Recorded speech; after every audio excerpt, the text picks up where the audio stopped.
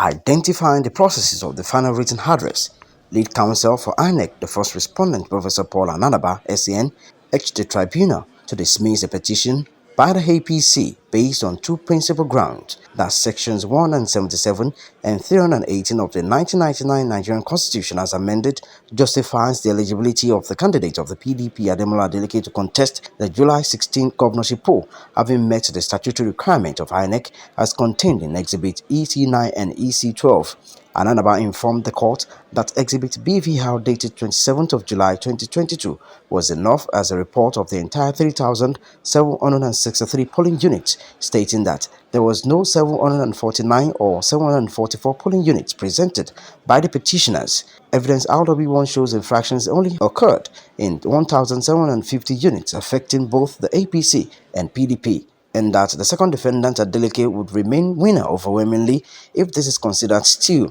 Citing Section 62, subsection 1 of the 1999 Constitution, Ananaba prayed the court to reject Exhibit BVR presented by the plaintiffs because it is an unsynchronized report as against IBVR, which is a synchronized one. On the merit of Ademola Adeleke to contest, lead counsel to the second defendant, Onyachi Ikpeazu SCN, urged the court to dismiss the petition, having proven that Adeleke met the minimum educational requirement, saying the petitioners did not call any documentary evidence to support their claims. Counsel to the third defendant, PDP, Alex Izion SEN, asked the tribunal to dismiss the petition in total. Concerning the qualification of Ademola Adeleke and forgery of his credentials, Izion said Exhibit 2R.RW4 as well as the attestation by the Ede Muslim Grammar School before the Court of Appeal have justified Adeleke's eligibility. Also, the evidence in RW3 has cleared the issues of forgery in Adeleke's diploma and degree certificate, as no findings were made to the institutions where he backed the said qualifications by the petitioners.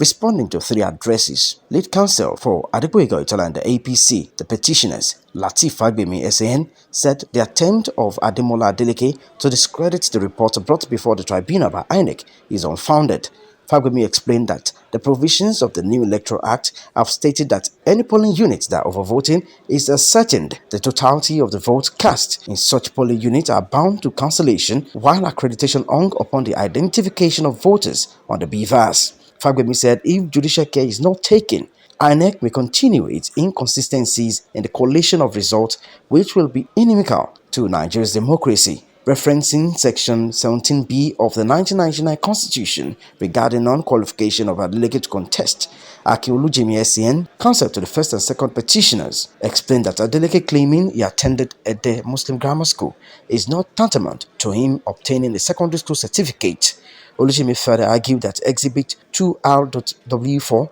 which is the judgment of the appeal court on Adeleke's credentials, never ruled in Adeleke's favor based on his eligibility, but on the plaintiff's failure to prove his case. Olujimi then submitted that the petition should be granted. Chairman of the tribunal, Justice TERTSEA KUME, ruled that the tribunal would deliver judgment before the lapse of the time frame for the election petition matter, as date for judgment will be communicated to the parties involved.